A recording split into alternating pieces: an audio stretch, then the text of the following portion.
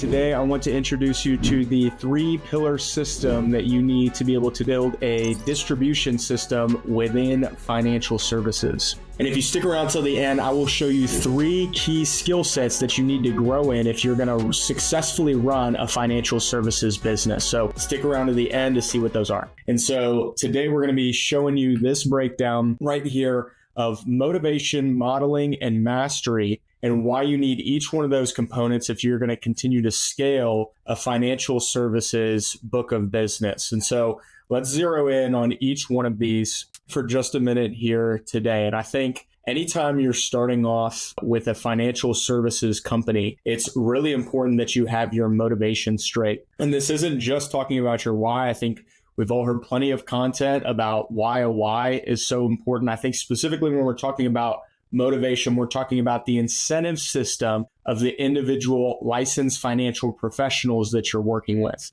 If you can get the incentive system down, then you are going to naturally grow and expand and compound your agency. And of course, by extension, the individuals that you're able to help just from a client basis as well. And so that's why this is such a big deal. We have to get this compensation right, not just the percentages, but also who it is that we're designed to serve. So if we look specifically here within motivation, we can see that most clients are actually being helped. They're the wealthy few. It's not common in financial services that you're helping the everyday many. Most of these bigger firms that are out there are targeting exclusively wealthy clients. So if you go right now and look up what are the biggest investment firms, you'll see that they are specifically targeting ultra high net worth clients.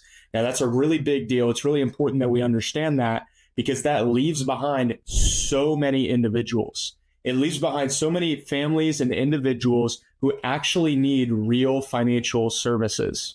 And so that's our goal here, is to develop a compensation system that is actually incentivizing distribution as opposed to just a fee-based financial plan for these wealthy few.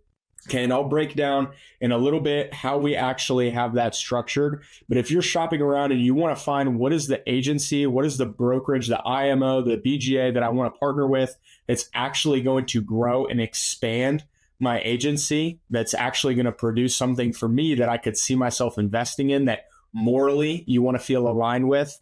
If that's the case, then what you need is an actual compensation system that's incentivizing not just being able to help an individual, but an actual distribution system.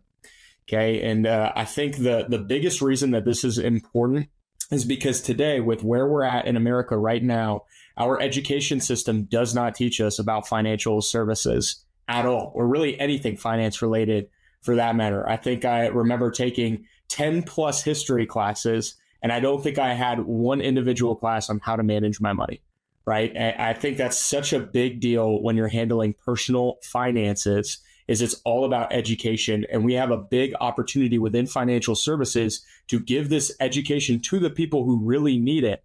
And the only way that you're actually going to get that information in somebody's hands is if your compensation aligns with being able to distribute it, right? Not this ultra high net worth targeted client base where there's only this few amount of people who are actually getting helped, and you're missing this massive population of individuals who don't fit within that category but still very much need financial services. The biggest difference between these two is a fee structure versus your actual commission structure. Okay, it's really important to understand the difference between these two. Of course, you could talk about them kind of interchangeably. I'll show you why I use those terms. Basically, very simply put, if you're charging a percentage fee on somebody's portfolio, think about what that incentivizes you to do.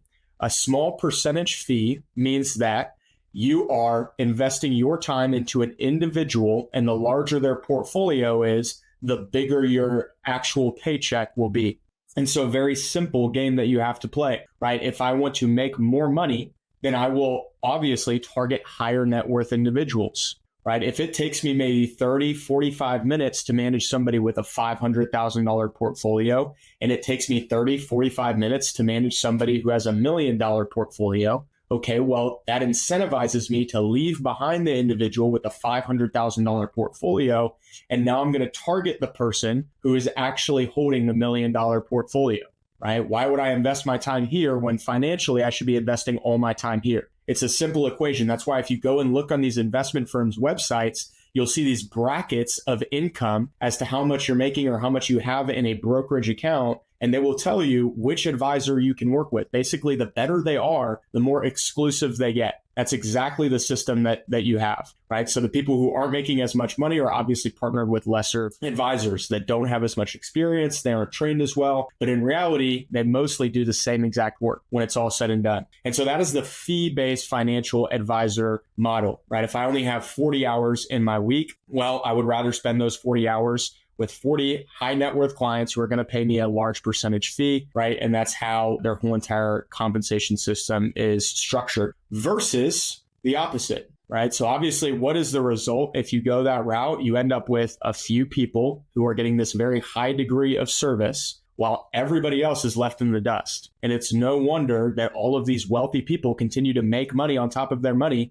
because they're getting actively managed in these investment accounts. It's pretty simple, right, as to how that is actually going to grow and build. Okay, and we can compare that to a commission-based compensation system where you actually have quite the opposite. And so in a commission-based financial system, what you're doing is you're incentivizing people to go out and talk to a volume of individuals. And so when you're incentivized to go out and talk to a large number of individuals, well, of course, that's going to allow you to produce at a higher level, but it's also going to mean that you're going to run into some lower net worth individuals too. Now, the big incentivization for a distribution system is that when we go to actually build out a commission structure, it's important that we provide opportunities for people who are just getting started in financial services, of which is that there is so many individuals right now. There are so many people trying to get started in finance. And so providing opportunities to those people to go out and help their friends, their family, their coworkers, the people that they interact with on a day-to-day basis, that's a big opportunity for them, right? Those people may never get touched by a financial advisor, but if you can incentivize somebody to get good at the products, to get good at all the financial wherewithal and how to actually design a portfolio and manage it, how to be able to talk to people, understand their needs, how to get a good idea of what their goals are. If you can train somebody to do all of those things, well, guess what? Now you're incentivizing them to go out there and produce for their individual markets. And so what do you become as an individual? You become a business coach, somebody who's actually helping other agents get out there into their markets and start to close business. It starts to actually help families. And it's not just helping the wealthy few. If you go to the logical extreme, it's helping everyday Americans, people who genuinely need this financial assistance. That's why I love this model. It's incentivizing distribution, not just these large fees in people's accounts. You're actually distributing financial services. That's why I'm so passionate about that model. And so I want to cover a few common misconceptions people have here. Number one is that volume equals low quality. I just heard a quote literally today that said that quantity takes on a quality of its own. There's a comparison that Alex Hormozi makes, and he's a big business coach. So of course, I follow a lot of his advice. And what he shares is this example or this model where essentially there were two different groups. One was tasked with making the absolute best clay pot, and that's how they were judged, is how can you make the fanciest vase, like the nicest clay vessel that you can make? And then this group was tasked with making the most amount of vessels that they could possibly make. So both of them working with the same materials, but they had two different goals. One was optimizing for quality. The other one was optimizing for quantity. And so guess what ended up happening? This group spent all of their time on this one individual clay pot. This group was making thousands of them just on repeat, just over and over and over again. And guess what ended up happening? This group obviously made way more clay pots, but because they had so many repetitions and so much experience, their clay pots were also better by nature. This group spent all of their time doing one and were just obsessed with this perfection that's incredibly arbitrary. And what they didn't realize was that if they just put in the work to actually practice and to get their reps in, that they would have gotten that much better at their craft. And that's why you oftentimes see distribution-based financial models outpacing individual financial professionals who are just focused on fee-based financial planning. And so that's why we train a lot of our agents to say, hey, don't just talk to one individual. Go out there and talk to a volume of people. Get a good idea of different situations. I'll put it another way. If you are a hammer and you go around and talk to 50 different people, they're all going to look like nails to you, right? But if you have all of these tools in your tool belt, then of course, when you go out and talk to somebody, it's going to make sense that you're going to see a nail, you're going to see a screw, you're going to see, a clip, a hook. You're going to see all of these different ways that you can actually go out there and help somebody. And so it's really important that volume does not equal low quality. In fact, oftentimes it means the opposite, right? Being able to go out there and have more and more conversations. Okay, next, who needs planning? I think this is a very common misconception, is that only the wealthy people need, these wealthy few over here actually need help on how to manage their money. Very not true. These individuals over here, they're trying to put their kids through college. They're trying to make a better future for their kids. They're trying to honestly just get by, learn how to budget. Should I pay off my debt? Should I start to save in this specific location? Okay, these people desperately need help when it comes to financial planning. Oftentimes, we didn't learn a lot of these lessons from our parents. We had to go out there and figure them out ourselves. Okay, right here, expensive equals luxury. Not true. Very, very not true. There's so many cars that are out there where you would consider them a luxury car. I think one of the biggest reasons that a car isn't the best investment is because it's expensive, but that doesn't necessarily mean that it's going to earn you money in the long run. It might if you're in a status-based career, or it's helpful for you to, have more, nicer things so that people think that you make more money. But even in those cases, right, you should really be letting your work speak for itself, not your lifestyle. So expensive does not always equal luxury. Honestly, I feel like that's kind of self-explanatory at this point. Lastly here, people would argue that in this compensation where you're incentivizing distribution, that you have a business partner focus as opposed to a client focus. And let me just share why that really doesn't make too much sense, is because in this fee-based financial model, what you end up with is you get these elite few who are all managing their business in their own specific way. And so what does that end up with? That means that they aren't necessarily incentivized. The firm isn't necessarily incentivized to train these individuals in a specific way that's helping their clients, right? All they have to do is come into the firm. They're going to place you in an account, usually within 15 minutes. And at the end of that conversation, that process, they're going to move, boom, right on to the next person, right? So there really isn't that much of a client focus overall. The vast majority of that is really a overall business focus, because they're just figuring out how can I maximize my percentages here. Versus in a distribution system, the only way that they get compensated is by helping somebody one time. That's it. All they do is they help somebody one time. And so the amount of time that you have to spend with an individual client to be able to help them with their situation goes up that much more as time goes on. So really, really big key right there. All right. So those are really the core pillars to motivation in and of itself, and just why that's such an important facet building a distribution system within financial services. So motivation is a big, big deal. The next one I want to talk about here is modeling. Okay. And why modeling is so incredibly key. This is something that we talk about all the time at my firm. Is how can you duplicate yourself? If you are not consistently duplicating yourself, you're not running a business. You're a self-employed individual, right? You're just a 1099 self-employed individual. You're not an actual business owner. So look at these two differences. And I think this goes back to this client focus right here as far as how many people you can actually help. So look here. So we have our modeling model overall. And so just picture this, right? So every single year, or let's say every week, you're able to help 10 clients. Okay. So every week you help 10 new clients with their financial portfolio. Okay, next week you help 10 new clients. We'll judge it on a month. So first month, 10 clients, second month, 10 clients.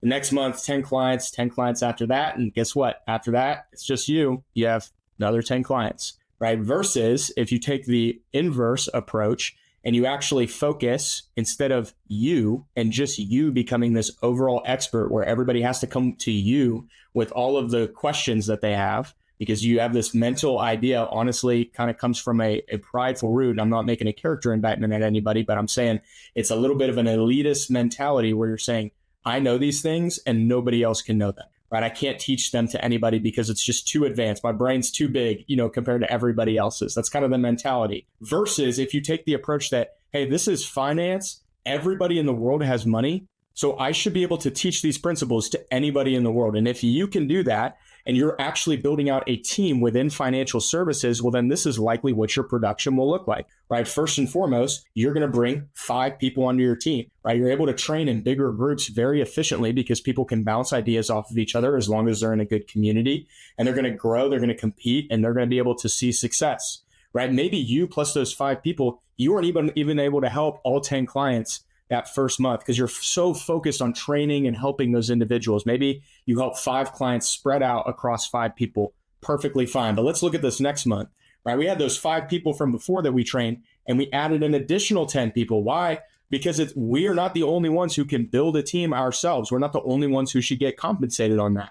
And so we go and share that with somebody else, right? Those same 5 people that we brought into the business, and now they've brought on another 5 people, right? So now we have 10 people in total who are all producing together. That's a huge key, right? Just in and of itself. Okay, so we have 10 people who are all producing together. Now we have 10 individual clients that we're able to help. Okay, now you plus 20 people, 20 individual clients you're able to help. You guys can see where this is going. You and a team of 40 licensed financial professionals who are educated and well-trained on how to go out there and help somebody. You can imagine the volume of people who are getting helped. At this point, you can see in 1 month, we were able to do what just an individual was able to do in 4 months, right? You may not be getting a bigger compensation at this point, but once again, it's not about your individual compensation. It's about being able to go out and change families' lives, right? So look at how big of a difference that is. So now we're able to help 40 individuals there. You plus 100 people. I mean, you have a full-fledged financial services business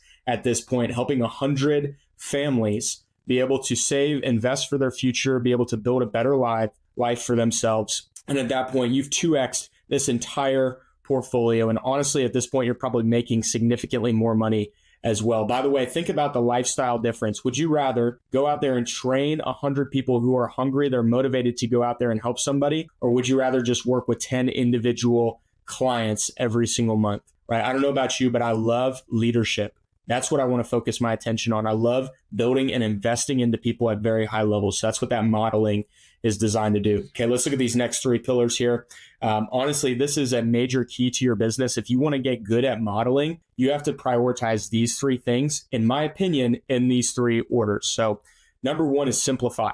If you're going to duplicate a system where you can invite somebody and then have them invite somebody else and have them invite somebody else, it better be a dang simple system. It better be applicable across different cultures. It's not just you. You may have been raised in a trailer park, but maybe the person that you're bringing in was raised in a very wealthy neighborhood. Maybe you were raised and your father drove a garbage truck, right? But the person you're bringing into your business, their father ran an accounting firm, right? Your business has to be simple enough to where it can apply to so many different situations, right? And if you're wondering, how can I strip it down to make it very simple? The easiest action you can take is to demonstrate.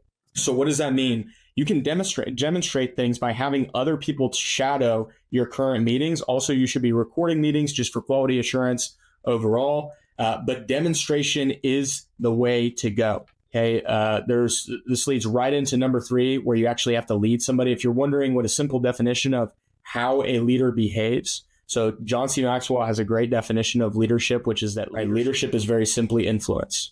Right? But if you break that down a little bit further and think about what a leader does, a leader solves other people's problems. Okay, a leader solves other people's problems. So what does that mean? It means that if you want to have influence over somebody else, you have to solve other people's problems. It's very simple, right? If you want to be a leader, solve other people's problems. Figure out what they are and provide solutions. Okay, if you're doing those 3 things, you're building a very successful, scalable financial services business. All right, this is how you're actually able to build out a consistent distribution system, right? So there you go. That is modeling for you. Okay, the next category that's really big to focus on here is actual mastery. Okay, we don't want to be a jack of all trades here in this business. This is exactly what we looked at before when it comes to people who are prioritizing the wealthy few. Right, just look at these 2 graphics right here and kind of picture it in your head. Maybe they're not walking in a straight line. Maybe it's uphill. But we see this first individual, they're carrying all these financial services on their back, right? They have all these different licenses. They got more licenses than, there are days of the week. They've got all of these different things that they can do, right? They just got this massive backpack. think of how long it's going to take them to actually walk through all of those financial services with somebody. It's going to take a very long time. If you spend 8 hours a day, you can maybe help 5 clients with all of these. I think that's a massive stretch, being able to do that many things at a large scale, right? Maybe in a week, you could maybe help 5 clients, but even then, you're kind of stretching it still. Versus stripping it down to the most simple components of what you really want to focus on. Again, we want to be financial experts, not just generalists. We want to be experts. And so we focus in our firm on wealth building, retirement planning, and life insurance. Very simple.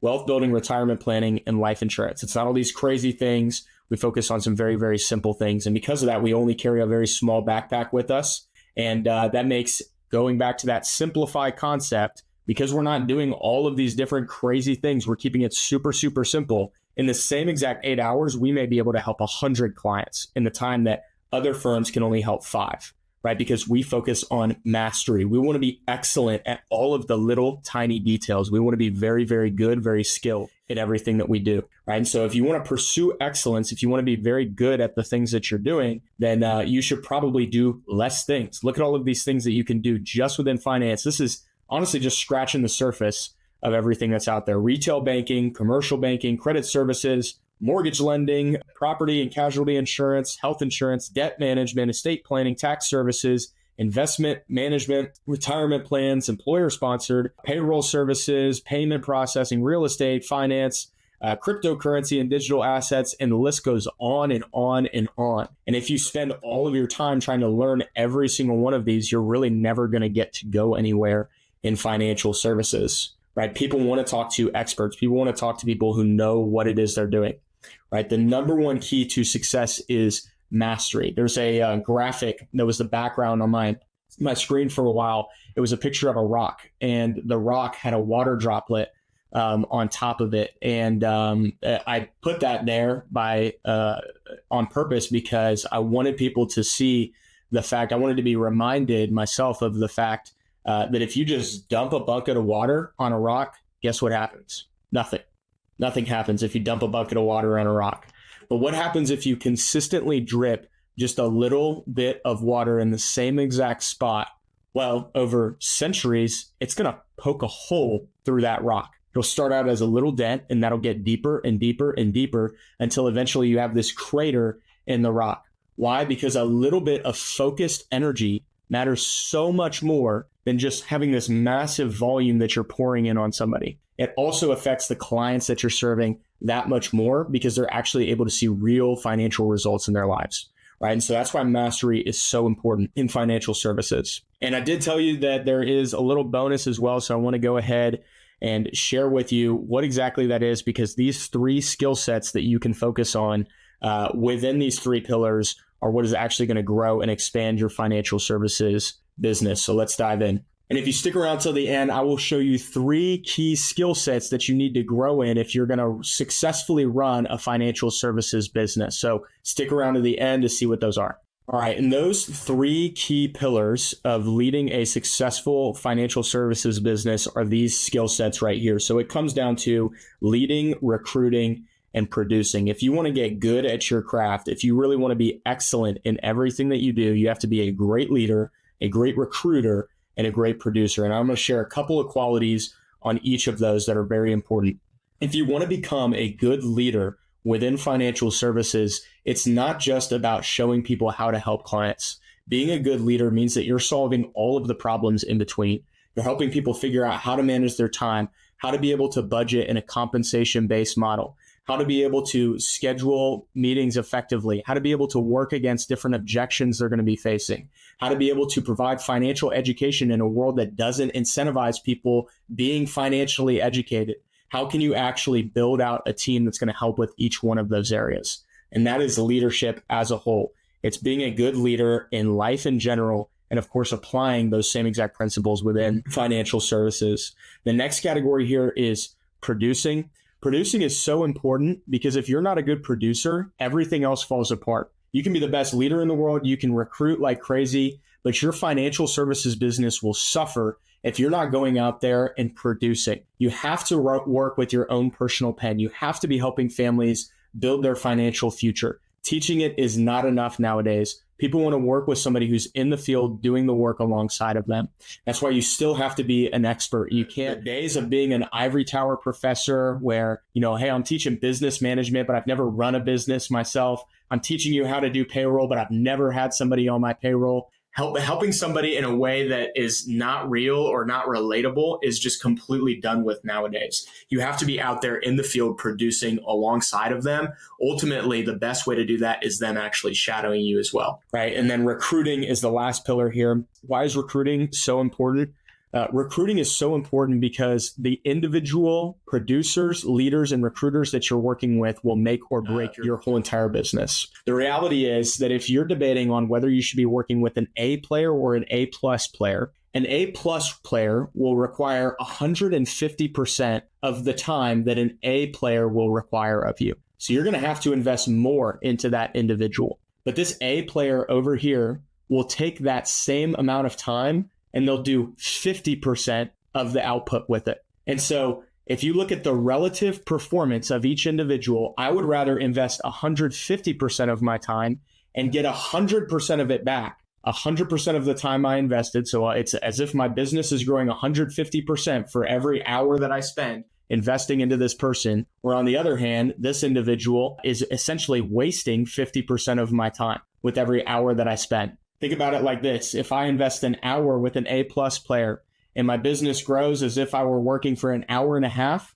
well, that's a return on my time versus me investing into an A player and all of a sudden they only produce 50% of my time back. Well, I spent an hour here and in my business only grew as if I spent 30 minutes, right? That's a waste of my time overall. And so you have to focus your attention on the people who are actually returning in your business. I like to follow the 20-80 rule. If you don't know, 20% of the people are going to end up doing 80% of the work.